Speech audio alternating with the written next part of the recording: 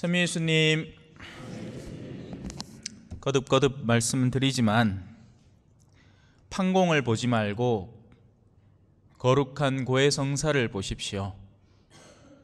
판공은 의무감에 질질 끌다가 어쩔 수 없이 끌려 보게 되는 것이고, 고해는 나의 필요에 의해서 내가 내 영혼을 깨끗이 할 필요가 있을 때 보는 것입니다. 그래서 여전히 수많은 가톨릭 신자들이 판공이라는 의무를 하는 것이지, 정말 고해성사를 그 참뜻에 맞게 보는 분들은 극히 드뭅니다. 오늘 아무도 성사를 안 봤어요. 저는 좋은데 일 안 주있기는 얼마나 좋노? 근데 안타까워서 그래요. 고해는요, 사순식이 제일 마지막에 부활 직전에 보는 게 아닙니다. 사순을 시작하면서 나의 영혼을 준비하기 위해서 보는 거죠. 그리고 사순시기 동안 한 번만 보는 게 아닙니다. 필요하다면 몇 번이라도 봐야죠. 그렇게 해도 깨끗해질까 말까 한 우리 마음인데, 미루고 밀어서 싫은 걸 억지로 숙제하듯이 보니 그 마음에 축복이 내리겠냔 말이죠. 자, 오늘 강론의 제목은 일독서를 기반으로 합니다. 다시는 땅을 파멸시키는 홍수가 일어나지 않을 것이다. 정말일까요? 까지가 제목입니다. 왜? 이미 홍수가 수차례 났잖아요, 그죠? 심지어는 저 쓰나미까지 몰려왔습니다, 그죠? 그러면 하느님이 거짓말한 긴가? 아니겠죠? 자, 그래서 그걸 한번 파고들어 보겠습니다. 세례 때 우리가 물이라는 도구를, 표지를 사용하는 이유는 물에 내포되어 있는 여러 가지 의미 때문에 그러합니다. 그 물 자체가 중요한 게 아니라 물 안에 내재되어 있는 의미를 우리는 받아 삼킬 수 있어야 하는 거죠. 사실 성체성사도 마찬가지지 않습니까? 그 빵 쪼가리를 입에 어떻게든 집어넣고 소화를 시키는 게 문제가 아니라, 내가 어떤 행위에 가담하고 있고 이 행위에는 어떤 의미가 담겨 있는지에 대한 올바른 인지가 영혼으로 받아들여질 때 비로소 성체가 내 안에 들어오는 겁니다. 그런 것 없이, 생각 없이 성체를 받아 모시다가는 도리어 심판을 모시고 있는 셈이 되죠. 특히나 한국은 더 그렇죠. 눈치비가 성체를 모시는 사람도 있습니다. 남들이 나를 뭐라 할까? 내 마음은 지금 시궁창인데 성사는 나중에 미뤘다 봐야 되겠고, 어떻게든 여기 왔으니 성체를 안 모시면 주변에서 수군수군 될 낀데, 그래서 눈치 비서 성체를 모시는 케이스도 허다하죠.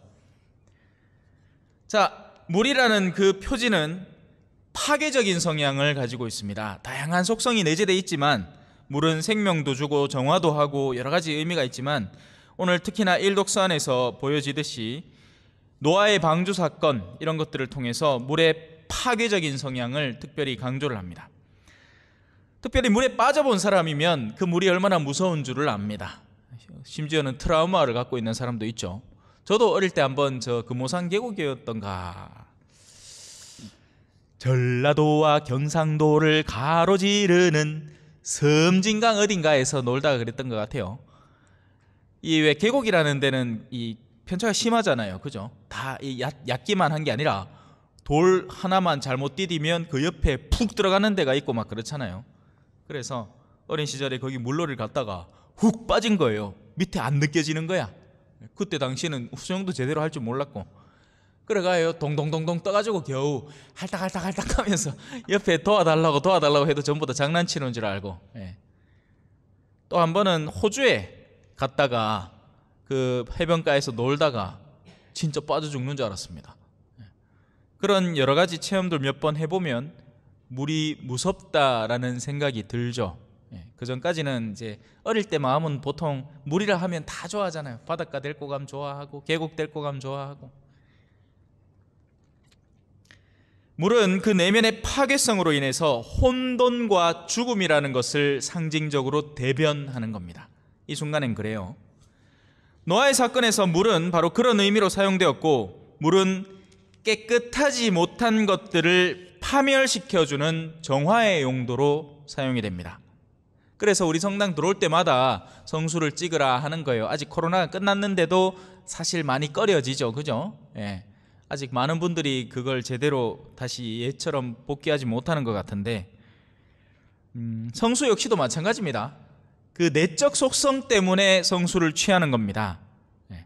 근데 또 뭐 남미에도 그랬고 한국에도 어르신들 중에는 성수를 갖고, 근데 한국에서 그렇게 하기는 힘든 이유는, 자, 외국에서는 어떤 일이 벌어지느냐, 성수를 축복을 해달라 합니다. 그러면 그 성수를 갖고 뭐 하느냐, 집에 갖고 국거리 먹습니다. 뭐든 뭔가, 근데 그게 마냥 나쁘게만 볼 거는 아닌 게, 그분들은 그 안에 있는 내적 속성을 취한다는 것을 아는 거예요. 그래서 그 성수를 원하고 바라는 겁니다. 그리고 심지어 자신의 일상의 영역까지 그 성스러운 것으로 바꾸어서 섭취하고 싶은 마음에는, 한편으로는 아이고 뭐 그렇게까지 라는 마음이 들지만, 다른 한편에는 그렇게까지? 라고 이해할 수도 있는 거죠. 한국은 안 되죠. 왜? 소금을 갖다 쫙 뿌리니까 짜갖고 절대 못 해먹습니다. 근데 어르신들 중에는 그거 좀 했다가 밥에 여가 밥같이 짓고 하는 분들도 계셨었어요. 지금은 근데 그렇게 하지 마세요. 성수는 원래 그런 목적으로 쓰는 게 아닙니다. 예.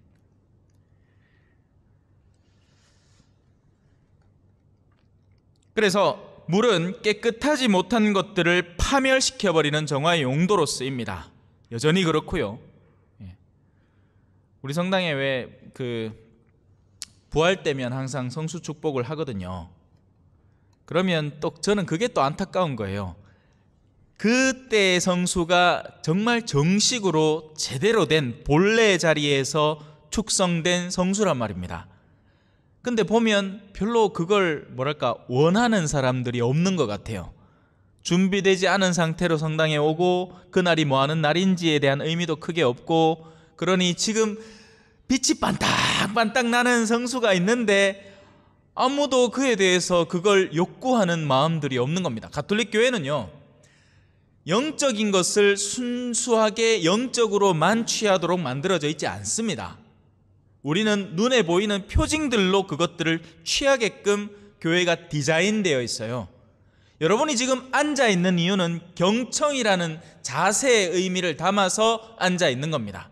복음에는 더욱더 집중하는 의미를 담고 일어서는 거죠. 우리가 취하는 모든 일련의 동작들 안에는 내적 가치들이 담겨 있는 거예요. 그런데 많은 현대엔 특히나 더 그런 것들을 상실해 가는 것 같아 보입니다. 이제 우리 성당은 아예 장개틀 자체도 없죠. 예. 물론 무릎이 많이들 불편하신다는 것도 알고는 있지만서도 한편으로 저는 조금은 아쉽습니다. 그래도 아직 꿇을 수 있는 분들은 꿇으면 좋겠는데, 왜냐하면 거기에 담겨 있는 나의 내적 가치가 표출되는 자리이기 때문에 그렇습니다. 어쩔 수 없죠 뭐. 자, 하느님은 무턱대고 아무 이유 없이 모든 것들을 파괴해버린 것이 아닙니다. 그냥 당신이 성질나서 에따 그냥 싹 다 쓸어버려라 이렇게 한 게 아니에요. 분명한 이유가 있었습니다. 인간의 타락이 선재했고 그에 대한 심판으로 물의 정화가 일어난 겁니다. 하느님은 그냥 갖다 쓸어버리시는 분이 아니에요. 먼저 선행되는 것이 있고 그 뒤따르는 것이 있는 겁니다. 자, 그리고 약속, 계약이라는 것이 우리에게 선물됩니다. 지금 일독서를 다들 기억하셔야 되는데 예? 지금 일독서 안에는 노아의 방주에서 이제 금방 나온 이들에게 선포되는 약속과 계약, 그래서 거기 이제 무지개라는 게 등장하는 부분이에요. 그 흐름을 알아야 지금 제가 하는 강론 자체를 이해할 수 있습니다. 그런데 벌써 까먹었으면 어쩔 수 없지. 예. 복음은 기억납니까? 그것도 가물가물하죠? 그죠? 그것도 조금 안타깝습니다. 만약에 정말 중요한 내용이었다면 놓치지 않았을 거니까요. 내가 중요하다 생각했더라면 놓치지 않았을 거니까. 월급날이 언제인 줄은 알죠? 그거 모르는 사람 있겠습니까? 참여한 상자 얼마인지 그 시세 모르는 사람 있겠습니까? 그날 들어서 알아놓을 겁니다. 자, 약속과 계약이 우리에게 선물됩니다. 당신의 물의 심판을 통과한 존재들과 맺는 계약이죠. 아무나 계약을 맺는 게 아닙니다. 하느님이 물의 심판을 통과한 이들과 계약을 맺고 있습니다. 제가 하는 이 1년의 강론은 마지막에 하나에 닿습니다. 물론 그것만 이해하셔도 되는데 쭉 전체적으로 이해를 해나가시면 더 좋겠죠. 바랄 뿐입니다. 그래서 당신의 물의 심판을 통과한 존재들과 계약을 맺고 계십니다. 그들에게는 다시는 물이 홍수, 즉 혼돈과 파멸이 되어 덮치는 일이 없겠다라고 너희에게 약속한다. 물의 심판을 통과한 너희들아, 다시는 이 물이라는 것, 혼돈과 파멸이라는 것들이 너희에게 덮치지 않는 약속을 내가 제시한다. 근데 약속이라는 건 뭡니까? 나 혼자 약속할 수 있어요? 아니죠. 약속이라는 것은 하는 사람이 있고 듣는 사람, 반응하는 사람이 있어야 됩니다. 상호 계약이라고요. 계약이라는 건. 그래서 왜 이 국가 원수들이 둘이 할 때 한번 딱 사인하고 자기 있는 거 옆에 딱 옮기고 옆에 있는 거 자기 거 가와가 또 사인 한번 딱 합니다. 그래야 쌍방계약이 되기 때문이죠. 그리고 계약이라는 것의 특성은 뭡니까? 누군가 하나가 그 계약을 파괴해버리면 계약 자체는 무산됩니다. 그러면 계약을 파괴하는 이들에게는 어떻게 될까요? 혼돈과 파멸이 닥치게 되는 겁니다. 어렵지 않죠? 이게 사실 이미 우리가 다 아는 걸 그냥 신학적 용어로 다시 되짚어 보는 거예요. 예. 이거 모르는 사람 어디 있습니까? 그죠? 내하고 약속했대? 그래 하지. 근데 내가 그걸 안 지켜. 그럼 자도 안 지키. 내가 100원 주면 내한테 100원짜리 껌 준다. 알았지? 했는데 100원 안 줬어. 그럼 나도 껌 줄 이유가 없죠. 이게 계약 아닙니까? 뭐 딴 게 계약이에요. 너무나 간단하고 손쉬운 겁니다. 그죠? 다만 우리가 현세에서 충실히 하고 있는 이 일들이 천상적인 영역에서도 벌어진다는 게 문제인 거죠. 우리가 하느님과 계약 관계에 있다는 걸 잊지 마시라고요.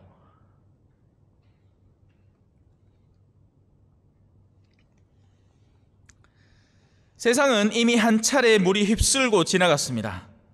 그 뒤에 맺어지는 계약이라는 것을 절대로 잊어서는 안 됩니다. 그리고 그 계약은 쌍방 약속이죠. 약속에 충실한 동안에는 계약이 튼실하게 지켜지지만 약속을 파괴시켜버리면 다른 측도 그걸 지킬 의무가 사라져버리는 겁니다. 예를 들어 내가 가게에서 껌 사는 계약이야. 어기면 어때요? 안 사면 되지. 그죠? 근데 내가 집을 계약해놨어. 근데 야가 계약을 깨고 도망가 뿌어. 그러면 난 중간에 붕 뜰 거 아닙니까?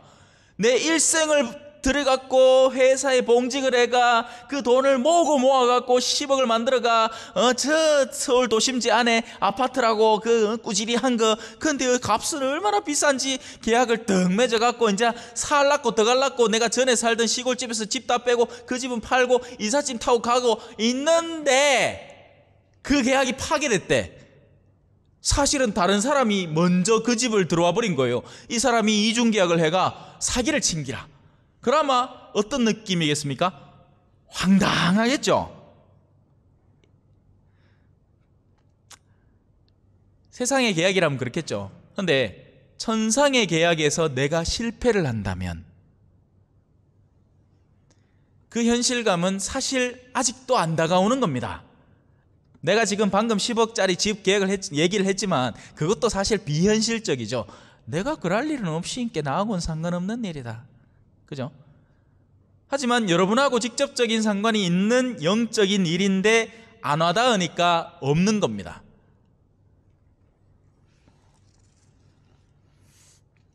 이러한 것들을 바탕으로 오늘 일독서를 잘 살펴보면 여기에서 한 가지 결론이 도출되게 됩니다. 뭘 얘기하자는 거죠? 세례입니다. 세례성사.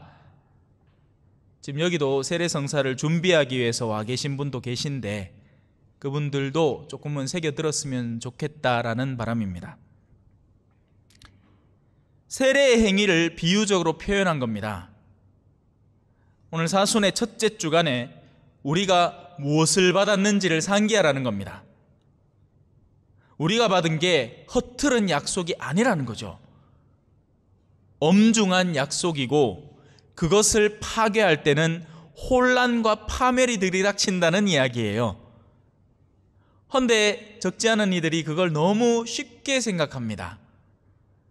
이게 사람 대 사람과의 계약이면 그 사람 안 보면 되잖아. 그 사람 안 보면 어때? 평생 안 보고 살 수 있어요. 헌데 하느님이라는 분과의 계약이라면 이 둘 중에 하나죠. 나에게 진정한 신심이 없던가. 그러니 하느님이 알로 보이는 겁니다. 안 지키다 주일 미사 안 빠진다고 뭔 별일 있겠어, 그죠? 다음 주에 나오면 되지 뭐. 다음 주 나오기도 귀찮으면 그 다음 주 나오면 되고, 뭐 그거 하다가 한 1년 지날 수도 있는 기고. 그래 야들아 성령 나오기 힘들지? 그래 살다가 여유 생기면 나온나? 그 중에 죽으면 뭐 하려고? 누가 결정해요 그거?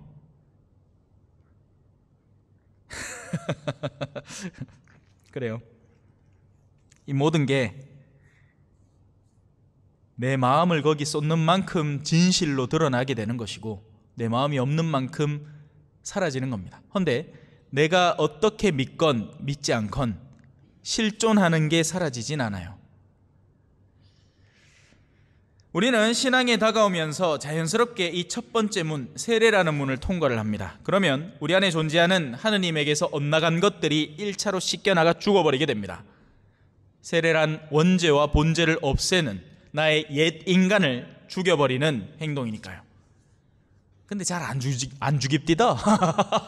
세례 받자마자 냉담하는 사람도 있습니다. 내 참 환장하겠더라. 참. 그러면 정말 진지하게 세례에 임했어야죠. 안타까워서 그래요. 안타까워서. 세례를 받자마자 얼마 되지도 않았는데 냉담을 합니다. 그러면 이 사람은 세례 때 다른 목적이 있었다는 거예요. 제가 아는 다른 목적이 있죠. 누가 뭘 선물해 주기로 약속을 했었대. 그래서 그거 받았으니까 됐다 이거야. 그러니까 세속적인 목적으로 세례를 받은 거예요. 이게 사람 갖고 놀면 그 사람과의 관계가 틀어지거나 그냥 인간 사이의 문제, 심하면 형법의 문제로 들어가서 감옥에 갇히는 걸로 그냥 끝나는데 하느님의 것을 갖고 놀면 큰일 납니다.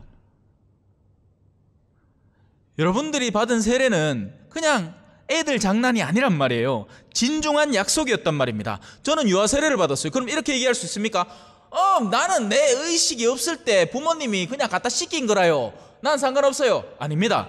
유아 세례를 받더라도 그 이후에 이어지는 교육이 있었고 양심의 일깨워짐이 있었고 그 안에서의 충실한 응답들이 계속 이어집니다. 그 누구도 자기가 받은 것을 모른다 할 수 없게 되는 거예요.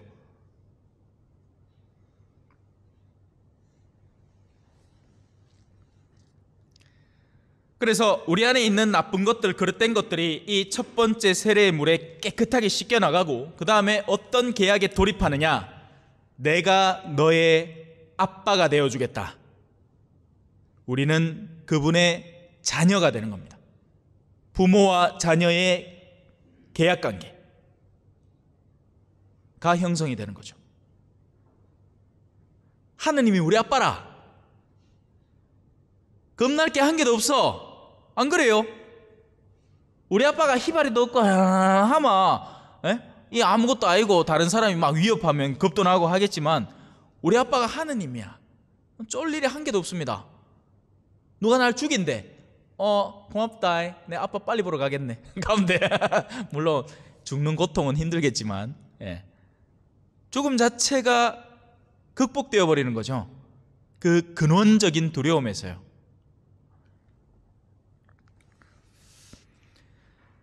우리가 당신의 말씀과 계명에 충실한 동안에는 우리에게 혼돈, 혼란, 파멸, 홍수로 상징되는 파괴적인 물로 상징되는 그런 것들이 닥치지 않을 것이다 라는 이야기입니다.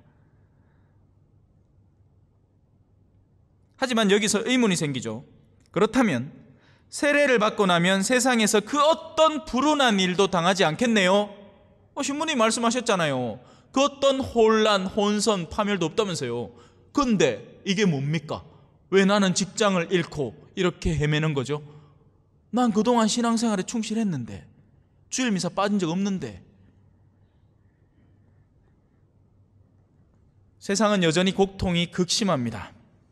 심지어 제가 앞서 말씀드린 것처럼 물로 쓸어버리지 않겠다라고 성경에서 약속을 하시고는 쓰나미나 홍수 같은 재앙도 요즘은 더 빈번히 일어납니다. 그죠? 그리고 그런 사건들을 계기로 사람이 죽어나갑니다. 자, 여기에서 그럼 과연 이 물이라는 의미가 실질적인 것과의 연계성을 말하느냐, 아니면 영혼 안에서 일어나는 것들에 대한 씻김이고 파멸인가 라는 것을 떠올려 보아야 됩니다. 이 점이 굉장히 약합니다. 우리는 뭐든 지금 살이 맞부딪히고 실제로 겪는 것들에 시달리다 보니까 신앙의 초월성을 망각하고 신앙을 현세적인 수준으로 끌어와서 신앙생활 열심히 하면 축복 많이 받으니까 돈 많이 벌겠지요, 이렇게 단순화시켜버린 거예요. 도식화시켜버린 게. 신앙은 보다 더 높은 차원의 것들을 우리에게 강력하게 보장해 줍니다. 신앙에 튼실한 사람은 절대로 하나님이라는 목적지를 놓치지 않기 때문에 영혼의 흔들림이 전혀 존재하지 않습니다. 세속적인 사람은 끊임없이 흔들리죠. 야, 요거 거짓말 한 번만 하면 저 돈이 내끼 되는데, 뭐 신앙 잠깐만 눈 감고 하느님 없는 걸로 치마 저거 내 돈 벌 수 있는데.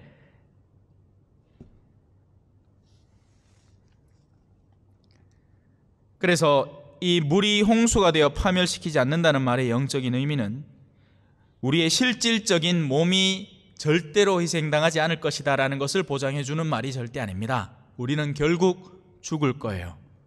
그리고 그 죽음은 오히려 우리가 갖고 있는 신앙의 본질 때문에 더 험할 겁니다.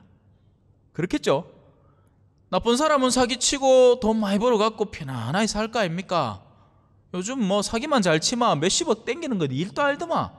은행 직원이 뭐 몇백억을 횡령하지를 않나. 나쁜 짓 하면 살기 편한 세상이에요. 오히려 착하고 정직하게 살려고 할수록 적이 많아지는 세상입니다. 술 먹는 친구들한테 가서 너희들 그래 하면 안 된다, 제발 그러지 마라 하면 앵간히 좋아하겠다, 그죠? 네, 우리 본당 어르신들 중에서도 아이고 이제 좀 적당히 자시지, 계속 그래 자십니까? 또 아플라고 이렇게 하면서도 어느 정도 선에서는 멈추는 게 낫겠다. 괜히 척질 이유는 없잖아요, 그죠? 하지만 얘기를 해도 한쪽 귀로 들리고 한쪽 귀로 빠질 뿐입니다. 근데 제가 진짜 작정하고 얘기를 하면 절 싫다 하겠죠. 계속 자기를 불편하게 하니까. 그러니 의인들은 박해를 당할 수밖에 없는 겁니다. 싫은 소리를 누가 듣고 싶어 해요? 다들 아름답고 좋은 소리를 듣고 싶어 하죠. 그래 니 잘한다. 그래 옷에 마약 시작했나? 필로폰이 그래 좋더나. 그래 계속해라. 그러고 다음에는 코카인도 해봐라. 이 말이 됩니까? 죽으란 얘기지.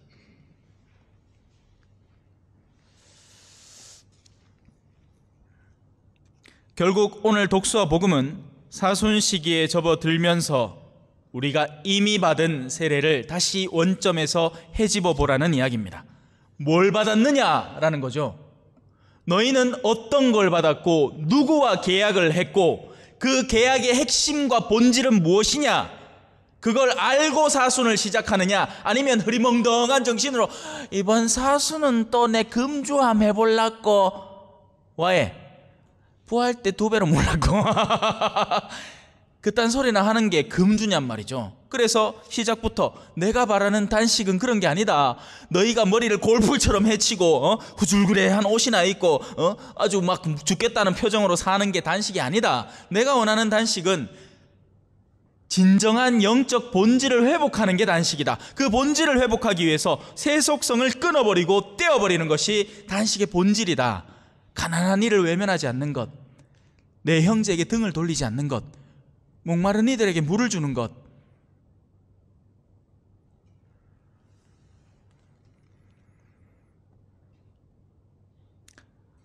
오늘 화답송의 한 부분입니다. 주님은 어질고 바르시니 죄인들에게도 길을 가르치신다. 가련하니 올바른 길 걷게 하시고 가난하니 당신 길 알게 하신다. 아멘.